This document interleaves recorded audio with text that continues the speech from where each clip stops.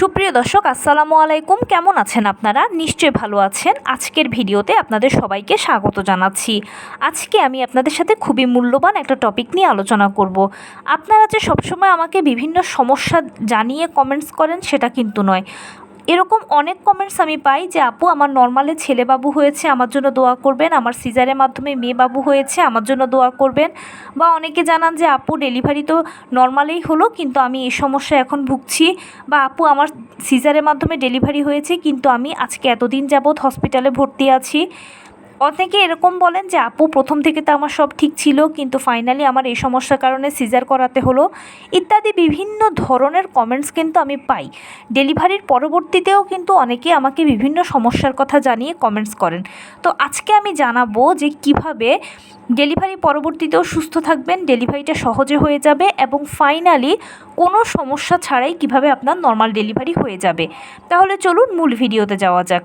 By the way, মূল ভিডিওতে যাওয়ার আগে একটা কথা বলি, আমি আমার চ্যানেলে pregnancy related, specially normal delivery related অনেক ইম্পর্টেন্ট তথ্য ভিডিও আকারে শেয়ার করে থাকি। এই তথ্যগুলো আমার পার্সোনাল এক্সপেরিয়েন্স ও আমার ডক্টরের সাজেশান থেকে নেওয়া। তাই আমার চ্যানেলটিকে যদি একবার আপনারা ভিজিট করেন, তাহলে আপনারা আপনাদের প্রশ্নাতীত মনের অনেক প্রশ্নের উত্তর পেয়ে যেতে পারেন। আমন্ত্রণ জানাবো আমার চ্যানেলটিকে একবার ভিজিট করে দেখার জন্য। এবারে চলুন মূল আলোচনায় যাওয়া যাক। আমি শুরুতেই বলেছি আজকে আলোচনা করব কিভাবে খুব সহজে কোনো সমস্যা ছাড়া নর্মাল ডেলিভারি হবে, দ্রুততম সময়ের ভেতরে হবে এবং ডেলিভারি পরবর্তীতে মা বাচ্চা কীভাবে ভালো থাকবেন। তাহলে চলুন সব বিষয় নিয়ে আলোচনা করা যাক। দেখুন, প্রথম থেকে একজন গর্ভবতী মায়ের দেখা যায় যে অষ্টম মাস পর্যন্তই প্রায় সব কিছু ঠিকঠাক থাকে। যেমন বাচ্চার ওজন, বাচ্চা সার্বিকভাবে সুস্থ থাকা, গর্ভের পানির পরিমাণ ঠিকঠাক থাকা, সব কিছুই ঠিক থাকে। কিন্তু দেখা যায় যে 8 মাসের একেবারে শেষের দিকে অথবা অনেকে 8.5 মাসের দিকে, আবার অনেকে নবম মাসের দিকে যখন আপনারা চেক আপ করান তখনই ধরা যায় যে বাচ্চার সমস্যা, বাচ্চার গর্ভের পানি কম, কিংবা দেখা গেছে বাচ্চার গলায় নাড়িয়ে পেঁচিয়ে আছে, অথবা দেখা যায় যে বাচ্চার ওজন কম আছে বা বাচ্চা উল্টো পজিশানে আছে, ইত্যাদি বিভিন্ন সমস্যা দেখা যায়। আর এই সমস্যাগুলো যখন দেখা যায় তখন কিন্তু সেক্ষেত্রে সিজার করাতে হয়। অনেকের তো আবার এরকম হয় যে একেবারে ইমার্জেন্সি সিজার করাতে হবে, যেদিন হয়তো চেক আপ করাতে গিয়েছেন সেদিনই জানতে পেরেছেন যে আজকে সিজার করাতে হবে, না হলে বাচ্চার ক্ষতি হয়ে যাবে।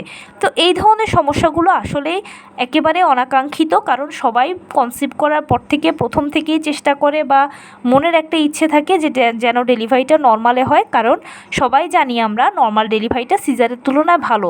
সিজার হচ্ছে একটা ছোটোখাটো অপারেশনের আগে পরে বিভিন্ন ঝুঁকি, সাইড ইফেক্টস থাকে, যেটা নর্মাল ডেলিভারির ক্ষেত্রে থাকে না। সেই জন্য আমরা সবাই নর্মাল ডেলিভারি প্রত্যাশা করি। আবার এরকমও হয়ে থাকে যে হয়তো সিজার হলো কিন্তু দীর্ঘদিন হসপিটালে থাকতে হচ্ছে, মা ও বাচ্চা অসুস্থ, বা হয়তো বাসায় যাওয়ার মতো সেরকম পরিস্থিতি তৈরি হয়নি। তো এই ধরনের সিচুয়েশানগুলো যেন আপনার তৈরি না হয়, সেটার জন্য আপনি কি করবেন? সেটার জন্য অবশ্যই আপনি কিন্তু 100% যে চেষ্টাটা করবেন সেটা হচ্ছে 4 বার চেক আপ করাবেন। গর্ভাবস্থায় একজন গর্ভবতী মাকে অবশ্যই 4 বার চেক আপ করাতে হয়। কোন 4 বার? প্রথম কনসিভ করার পরে একবার, 5 মাসে একবার, 7 মাসে একবার, 9 মাসে একবার। প্রথম কনসিভ করার পরে চেক আপটা এই জন্য করাতে হবে যে ভ্রূণ জরায়ুতে ঠিকঠাক মতো স্থাপন হয়েছে কি না, এছাড়া আপনি পুরো প্রেগনেন্সিটা কন্টিনিউ করার জন্য আপনার সব কিছু ঠিক আছে কি না, এবং বাচ্চার যে জিনিসগুলো জানা প্রয়োজন আছে সেগুলো ঠিকঠাক আছে কি না। এর পরবর্তীতে 5 মাসে এই জন্য করাবেন কারণ 4 মাস পর্যন্ত একটা বাচ্চার স্ট্রাকচার তৈরি হয়ে যায়। এখন 5 মাসের চেক আপ বলে দেবে যে আপনার বাচ্চার স্ট্রাকচারটা ঠিকঠাক মতো তৈরি হয়েছে কিনা, সে ঠিকঠাক মতো বেড়ে উঠছে কিনা।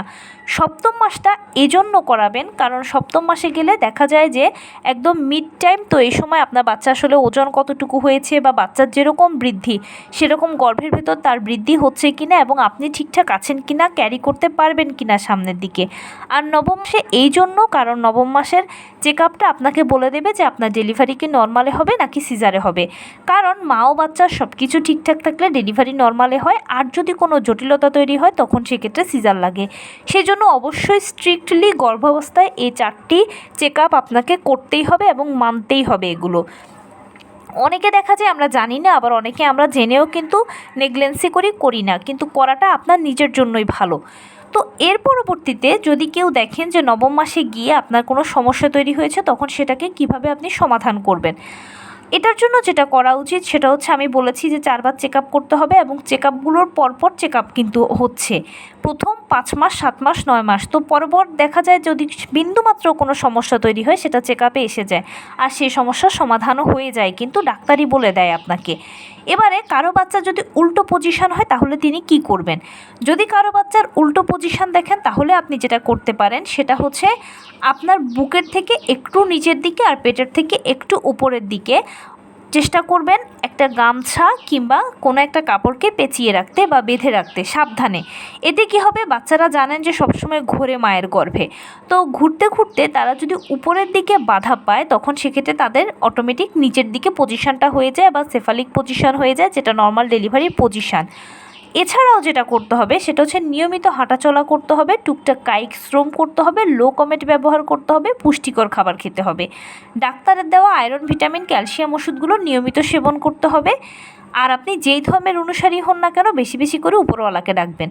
তো এই রুটিনটা বা এই নিয়মটা যদি আপনি প্রথম থেকে মেনটেন করতে পারেন তাহলে আপনার জন্য সবচেয়ে বেস্ট, এবং আপনার জন্য নর্মাল ডেলিভারির দরজা প্রায় খোলা। কারণ কি, যদি মায়েরা নিয়মিত হাঁটাচলা করে, টুকটাক কায়িক শ্রম করে, লো কমেটটা ব্যবহার করে, এতে করে কি হয়, শরীরের প্রতিদিন প্রতিনিয়ত ব্যায়াম হয় এবং লো কমেটের ব্যবহারের কারণে প্যালভিসের একটা ভালো ব্যায়াম হয়। প্যালভিস মানে হচ্ছে যে পথ দিয়ে আপনার বাচ্চা বেরোবে। তো লো কমেটের ব্যবহারের কারণে প্যালভিসের এই ভালো ব্যায়ামটা হয়ে যাবে, যার ফলশ্রুতিতে হয় কি, শরীর সবসময় একটা ব্যায়ামের উপরে থাকে।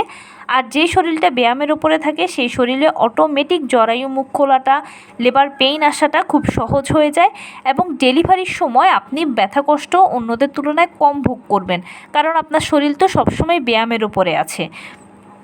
নিয়মিত পুষ্টিকর খাবার খাওয়ার মাধ্যমে হবে কি, আপনি শক্তপোক্ত থাকবেন এবং আপনার থেকে খাবার যেহেতু বাচ্চা পাবে, বাচ্চাও শক্তপোক্ত থাকবে। আর এর ফলশ্রুতিতে আপনি এবং বাচ্চা উভয়ই ডেলিভারির সময় খুব ভালো সাপোর্ট দিতে পারবেন। তার পাশাপাশি ডাক্তারের দেওয়া আয়রন, ভিটামিন, ক্যালসিয়াম ওষুধগুলো নিয়মিত এই জন্য খাবেন, কারণ কি, আপনি গর্ভাবস্থায় এখন 1-এর ভেতরে 2, যতই আপনার খাবার খান না কেন পুষ্টির একটা গ্যাপ থাকেই, ছোট্ট একটা গ্যাপ হলেও থাকে। তো আয়রন, ভিটামিন, ক্যালসিয়াম ওষুধগুলো এই গ্যাপটাকে পূরণ করবে। তার পাশাপাশি যে কোনো খাবার একটু কুসুম গরম খেলে ভালো। এতে কি হয়, কুসুম গরম খাবারগুলো অ্যামনিওটিক ফ্লুইডকে ধরে রাখতে সহায়তা করে। আর নিয়মিত 12 থেকে 14 গ্লাস পানি যদি পান করেন তাহলে আপনার শরীরে অ্যামনিওটিক ফ্লুইড খুব ভালো উৎপন্ন হবে। আর কুসুম গরম খাবারগুলো সেই ফ্লুইডকে ধরে রাখতে সহায়তা করবে, যার ফলশ্রুতিতে দেখবেন যে ফাইনালি গিয়েও আপনার গর্ভের পানি কমবে না। আর পাশাপাশি এগুলো বাচ্চার জন্য যে প্রয়োজন সেটা হলো যে নিয়মিত হাঁটাচলাটা বাচ্চার জন্য দরকার, কারণ বাচ্চারা গর্ভের ভেতরে ঘোরে, এটাই তাদের কাজকর্ম বা অ্যাক্টিভিটিস বা খেলাধুলা সব কিছু। এখন আপনি যদি নিয়মিত হাঁটাচলা করেন তাহলে আপনার বাচ্চাও কিন্তু ঘোরার মতো একটা ভালো সুযোগ পাবে, স্পেস পাবে, যার ফলশ্রুতিতে গলায় নাড়ি পেঁচিয়ে থাকার সমস্যাটা আসলে তেমন একটা হয় না। আর নবম মাসের দিকে গেলে যেটা হয় যে মায়েদের শরীর ভারী হয়ে যায়, হাঁটতে চলতে কষ্ট হয়, হাতে পায়ে পানি এসে যায়, যার ফলে মায়েরা একটু শুয়ে বসে থাকাটাকে পছন্দ করেন। তবে গৃহিণী মায়েরা নয়, এটা কর্মজীবী মায়েদের ক্ষেত্রে বেশি সমস্যাটা হয়, কারণ কর্মজীবী মায়েরা সবসময় কর্ম নিয়ে ব্যস্ত থাকে।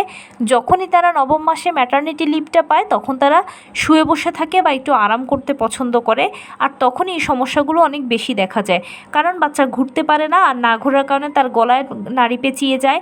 এছাড়া দেখা যায় যে বাচ্চাও বেশি অ্যাক্টিভিটিস করতে পারে না, যার ফলে তার ওজন হয়তো বেড়ে যায়।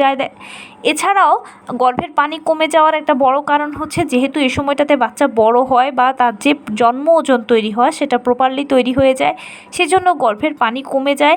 এই সমস্যাগুলোর থেকে সমাধানের একমাত্র উপায় হচ্ছে বা সবচেয়ে সহজ ও নিরাপদ উপায় হলো নিয়মিত হাঁটাচলা করা, টুকটাক কায়িক শ্রম করা, লো কমেট ব্যবহার করা, পুষ্টিকর খাবার খাওয়া, 12 থেকে 14 গ্লাস পানি পান করা, ডাক্তারের দেওয়া আয়রন, ভিটামিন, ক্যালসিয়াম ওষুধগুলো সেবন করা, আর আপনি যেই ধর্মের অনুসারী হন না কেন বেশি বেশি করে উপরওয়ালাকে ডাকা, যেটা আমি কিছুক্ষণ আগেও বলে এসেছি, এখনও বলছি।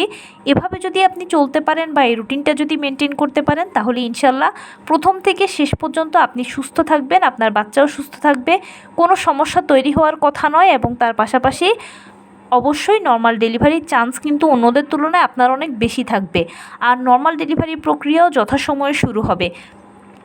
এখানে বলে রাখি, নবম মাসে 37 থেকে 40 সপ্তাহ হচ্ছে নর্মাল ডেলিভারির আদর্শ সময়। নর্মাল ডেলিভারিগুলো 37 থেকে 40 সপ্তাহের মধ্যে অটোমেটিক হয়ে যায়। আর যে সকল মায়েরা আমি যে রুটিনটা বললাম এই রুটিনটা মেনটেন করবেন, তাদের সময়ের মধ্যেই কিন্তু যে কোনো সময় তাদের জরায়ু মুখ খোলা, লেবার পেইন আসা শুরু হবে এবং তার পাশাপাশি ডেলিভারি প্রক্রিয়াটা দ্রুত শুরু হয়ে দ্রুত শেষ হবে। এই রুটিনটা শুধু ডেলিভারির সময় যে আপনাকে উপকার দেবে সেটা নয়, এই রুটিনটা যদি মেনটেন করেন তাহলে ডেলিভারি পরবর্তীতেও আপনিও আপনার বাচ্চা দ্রুত সুস্থ হয়ে যাবেন বা আপনাদেরকে এত দীর্ঘদিন হসপিটালে থাকতে হবে না, আপনারা ভালো থাকবেন। কারণ কি, আপনি যদি এই রুটিনটা ফলো করেন তাহলে আপনার শরীর কিন্তু সবসময় ব্যায়ামের ওপর দিয়ে আছে। আর যে শরীরটা সবসময় একটা ব্যায়ামের ওপর দিয়ে থাকে সেই শরীরটা ডেলিভারি পরবর্তীতেও তার বডির উপর দিয়ে যে ধকলটা যায় এটাকে ইজিলি শ্যুট করে নিতে পারে, কারণ শরীর তো সবসময় ব্যায়ামের ওপরে আছে। তাই জন্যই আমি আমার প্রায় ভিডিওগুলোতে আপনাদেরকে উপদেশ দিয়ে থাকি। অনেকে হয়তো এটার জন্য বিরক্তও হতে পারেন, কিন্তু এটা হচ্ছে সবথেকে নিরাপদ উপায়, নিরাপদ পদ্ধতি এবং আপনার ও বাচ্চার জন্য সবথেকে ভালো। এই রুটিনটা যেমন আপনার জন্য সুবিধাজনক তেমনি আপনার বাচ্চার জন্য সুবিধাজনক, যেহেতু তার একটা অ্যাক্টিভিটিসের প্রয়োজন আছে। এভাবে যদি মেনটেন করেন তাহলে ইনশাল্লাহ ধারণা করা যায় আপনার ডেলিভারি নর্মালে হবে এবং দ্রুততম সময়ের ভেতরে হবে, পরবর্তীতে আপনারা সুস্থও থাকবেন। এখন যদি এই মুহূর্তে কেউ একেবারে ডেলিভারির কাছাকাছি পর্যায়ে আছেন, হয়তো সামনেই ডেলিভারি ডেট, আর এখন আমার ভিডিওটা শুনছেন, আগে বিষয়গুলো জানতেন না, আপনার প্রশ্ন থাকতে পারে যে আমি কি করব। আপনি যখন থেকে যেই মুহূর্ত থেকে শুনছেন না কেন তখন থেকে এই কাজগুলো করুন। যদি আপনার আগামীকালকেও ডেলিভারি ডেট থাকে তাহলে আজকেও একই কাজটা করুন, করার চেষ্টা করুন, সুফল পেলেও হয়তো পেতে পারেন। তো এই ছিল আজকের ভিডিও। কেমন লাগলো বলুন। যদি ভালো লেগে থাকে ও হেল্পফুল হয়ে থাকে তাহলে প্লিজ লাইক, কমেন্ট, শেয়ার করতে একদম ভুলবেন না। আর সেই সাথে আমার চ্যানেলটিকে সাবস্ক্রাইব করার বিনীত অনুরোধ রইল। পাশে থাকা বেল আইকনটি ক্লিক করে দেবেন যেন আমি ভিডিও আপলোড করার সাথে সাথে আপনারা নোটিফিকেশান পেয়ে যান। যদি কোনো প্রশ্ন থাকে কমেন্টসে জানাবেন, আমি রিপ্লাই দেব। প্লাস যদি কোনো পরামর্শ থাকে যে কোন বিষয়ের উপরে ভিডিও বানালে আপনারা উপকৃত হবেন সেটাও জানাবেন। আমি আপনাদের পছন্দের সর্বোচ্চ প্রায়োরিটি দেব। ভালো থাকবেন, সুস্থ থাকবেন। আসসালামু আলাইকুম।